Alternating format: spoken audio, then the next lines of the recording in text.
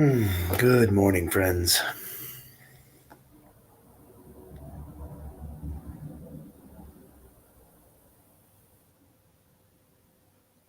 What a lovely morning to be together.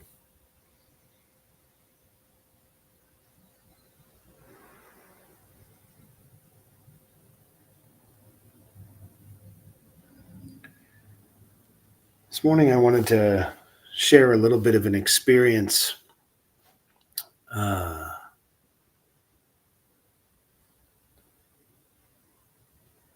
because I think that it's similar to experiences that many of us have.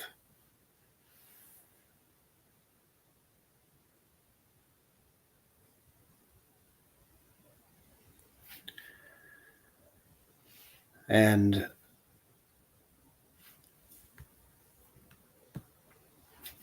I don't I don't exactly know what the best way forward is, but I do think that in sharing this situation, um,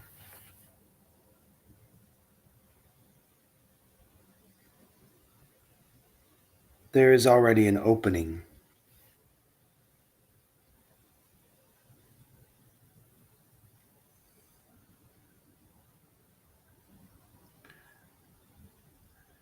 So, in the work that I do, like the daily,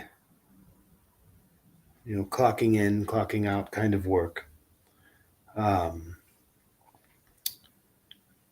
I spend a lot of time sitting with people as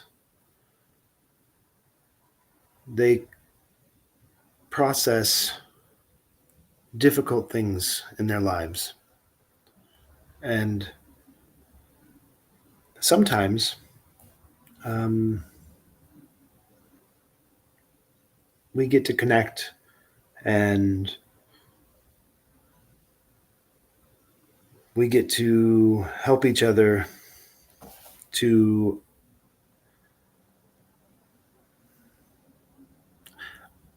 have some better understanding of our personal experience by hearing another person, right? And this is a wonderful exchange. Um, and there's discussion and debate as to whether or not it's what the type of connection it is, because it's a service that's being provided, um, whether or not we are, quote, really connecting, end quote.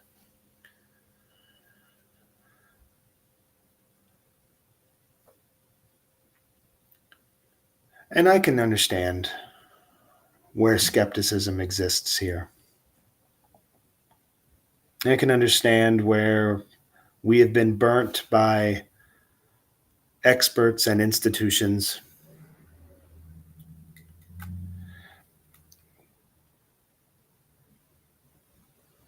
And another thing that I see is when people start touching into their internal suffering and they can come to a place that starts to move beyond blame and move beyond shame or guilt.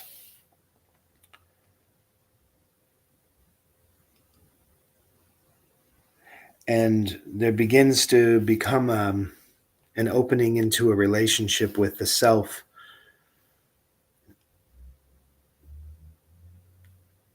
There's often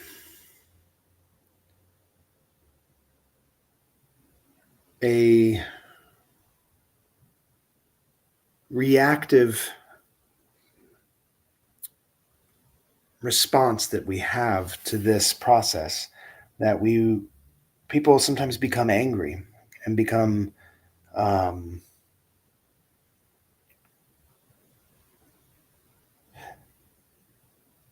aggressive or angry towards um, anybody that's in the vicinity, right? And so it can be uh, it can be quite easy to take these things personally if you're sitting with a person, and this is not just applying to people who sit with people for their job. This is not just about counseling. This is I just gave that as context for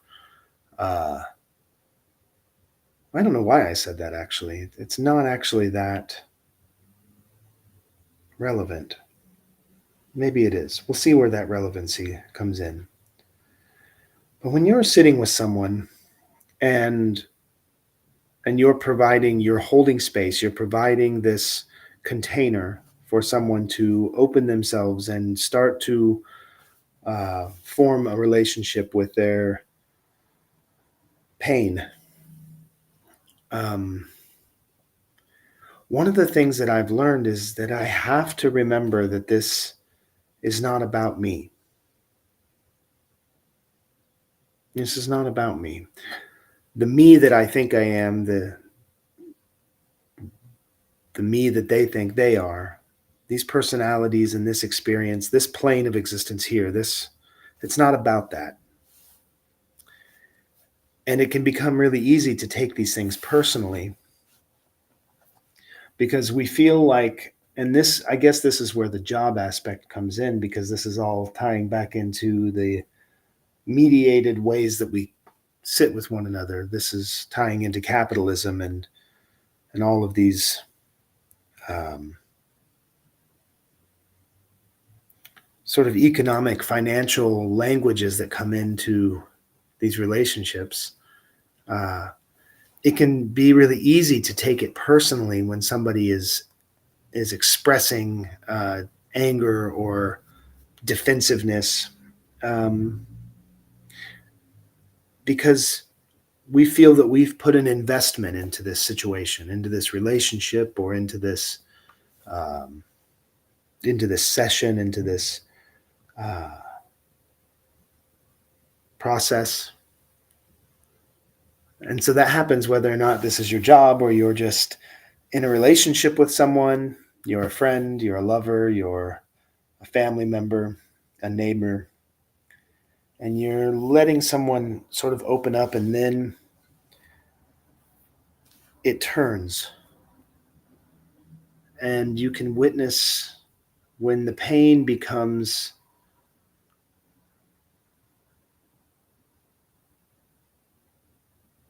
this thing that a person does not have the ability to cope with,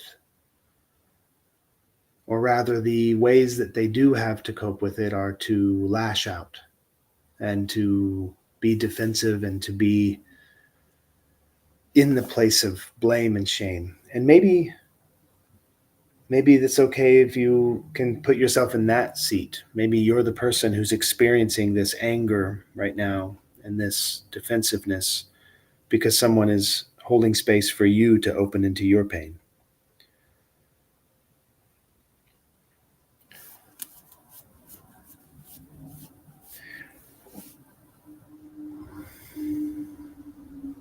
But as we start forming these bonds and these relationships, as we start to move away from the belief of isolation, the belief of individualism, and we start to move into um, working towards holding space with one another, for one another, and having space held for ourselves, I think it's vital that we do the personal work, the individual work of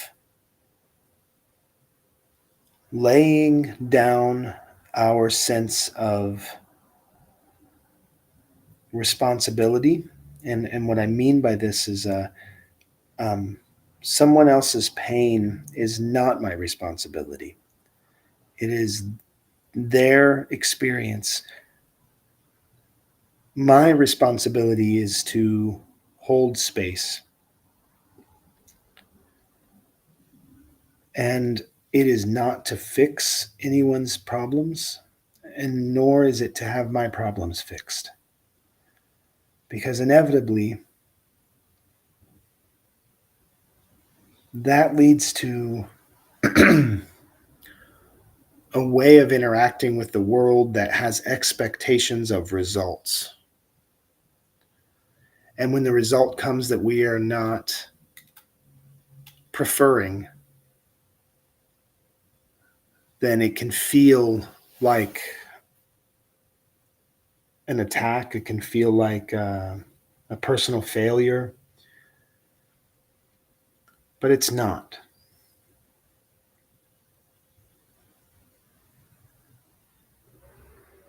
It's just pain.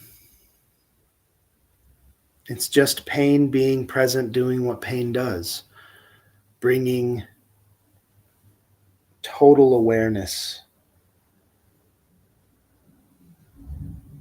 to this moment.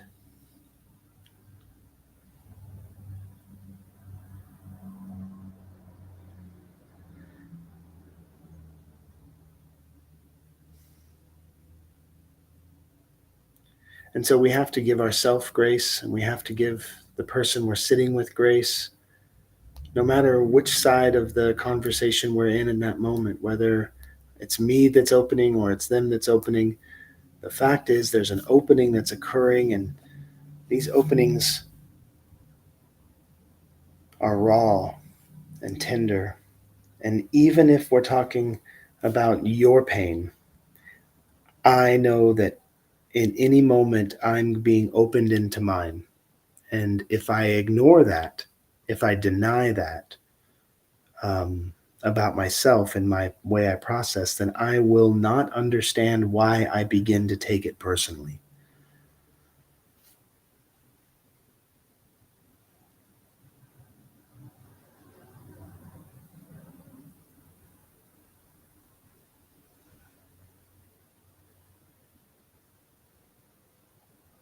And sometimes people want to walk away from you. Sometimes you want to walk away from them. And there might be feelings that come up that arise of um, anger or defensiveness or uh, feelings of betrayal. But if we can breathe through these moments and we can let that feeling arise and pass without attachment, without giving it a validated story to defend the bias or the experience that's happening, if we can allow ourselves to understand and have grace that we are experiencing these responses inside of us as a mechanism to deflect or cope with pain. And we are going to hold the space even longer. Even when they walk away, or even if you've already walked away, we're going to hold the space to let this transform. Let it transform inside of us. Let it begin to really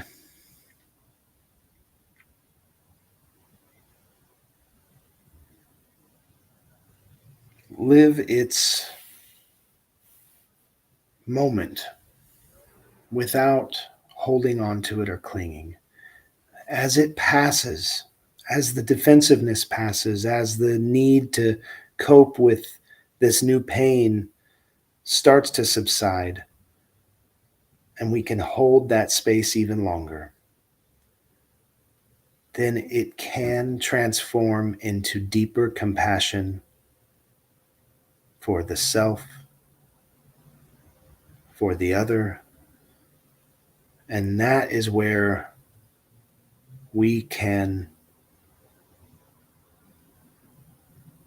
find our own healing.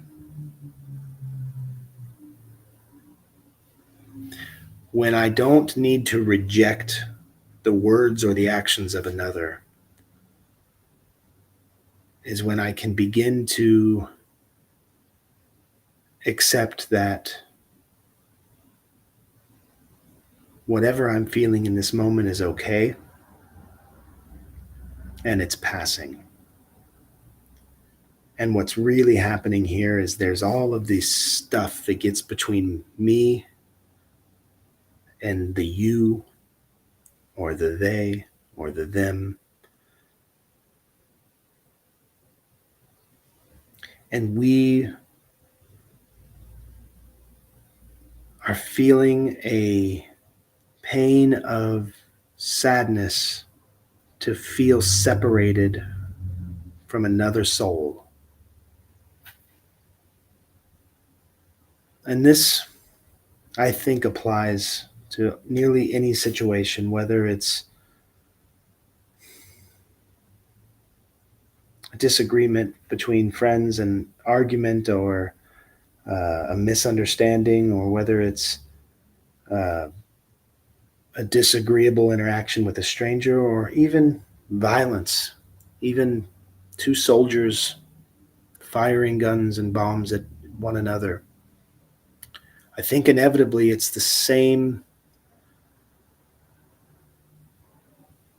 insistence upon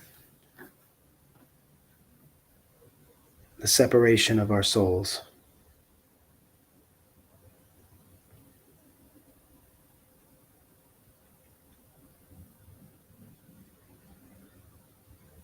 And when we have the time and the space and the resources to sit down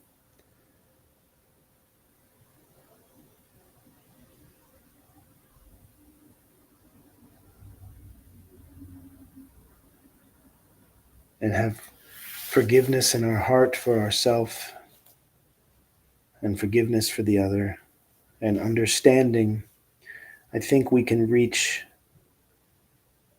a space again of seeing soul to soul without judgment.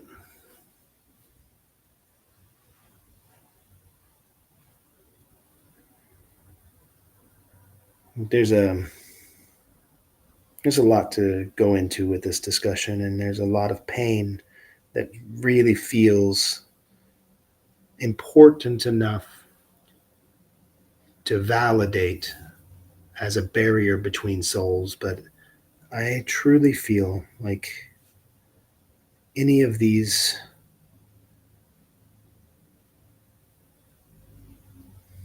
blockages that we have, any of these walls that we built to protect or to what we think is protecting ourselves, any of these things with enough kindness, love, compassion, and forgiveness in our heart and in our practice,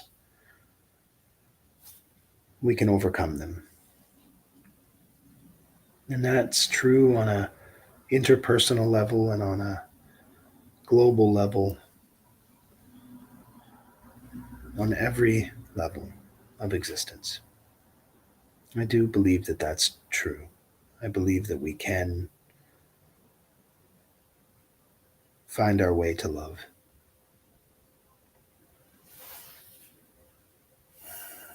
So join me for just a moment, if you'd like.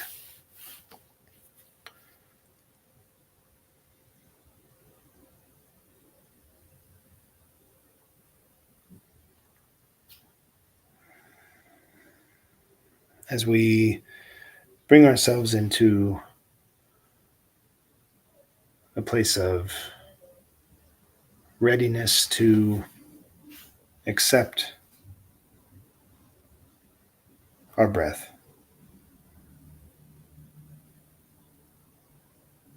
our ability to receive,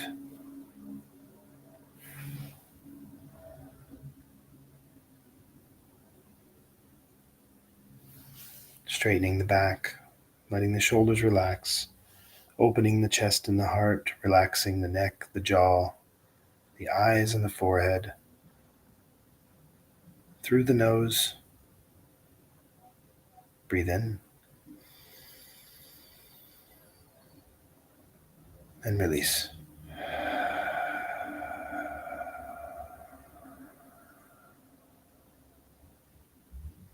Breathe in and release.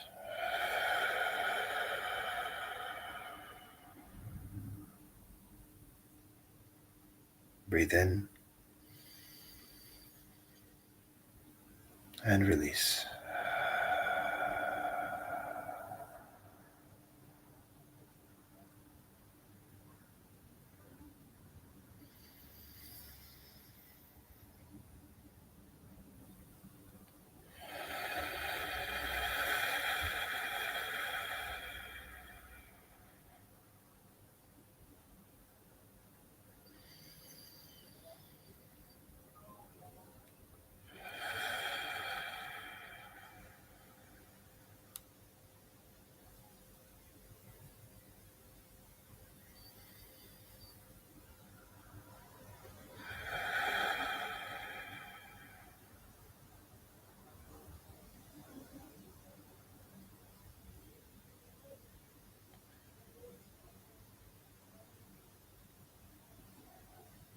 Following your breath, find places in your body that may be holding tension.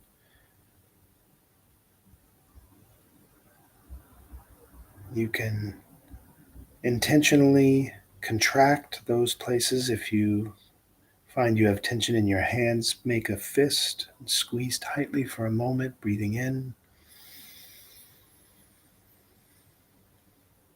And when you release the breath, release the tension.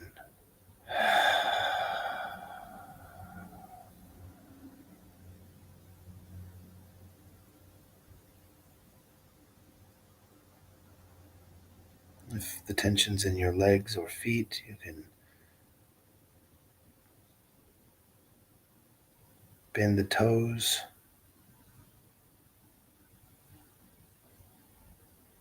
You can flex the muscles in your legs. You can squeeze your abdomen, your chest. Tighten your jaw. Wherever you feel tension in your body, you can allow the tension to process by focusing on it and increasing the tension in this place. Maybe that's just what's needed, is a little bit of tension to help move this feeling and this emotion through your body.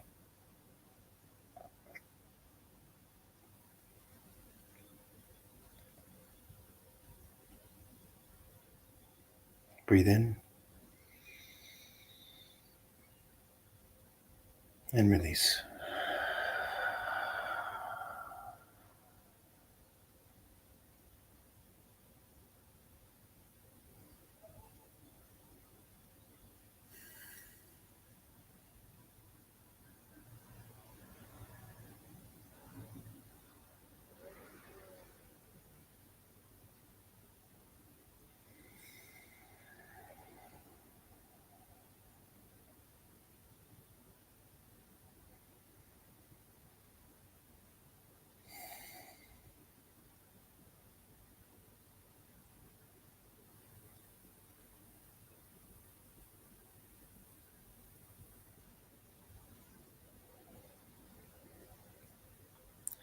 The teacher Ram Dass taught us that when we're experiencing these awakenings of emotion or these feelings of isolation or separation, pain, and disconnection, that this is just another level of awareness. It's just awareness. It's, it's not a death sentence. It's not a decree of finality. So, as we're breathing, Ram Dass taught us to have a mantra. And as we approach these sensations inside of our body, inside of our emotional body, inside of our thought body, as we sit with these places of difficulty, we can breathe in and out loud say, I am loving awareness. I am loving awareness. I am loving awareness. I am loving awareness. I am loving awareness. I am loving awareness. I am loving awareness. Loving awareness. Loving awareness.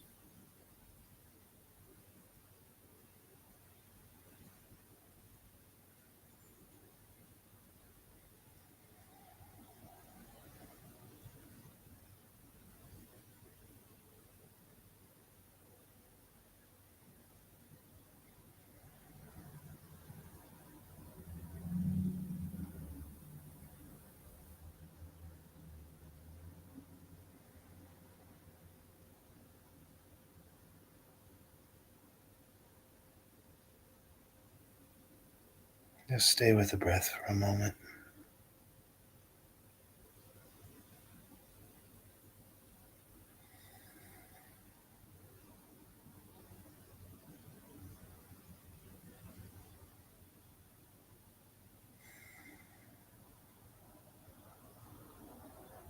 All of this, all of this,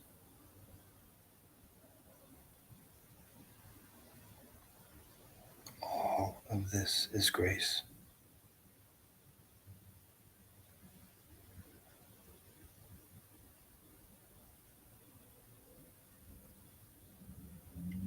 We are no less and no more. We are grace.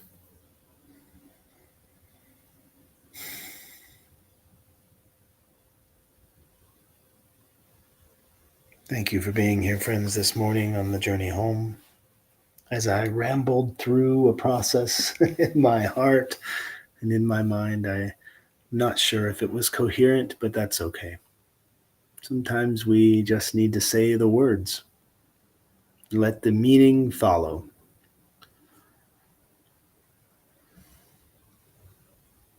I'm so grateful for this shared practice of journey home meditation.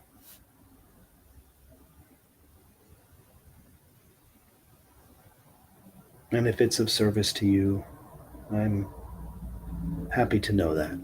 You can reach out to me if you would like at journeyhomemeditation@gmail.com. I really love getting your letters, your messages, your stories. Um, hmm. Thanks, friends. Hariom.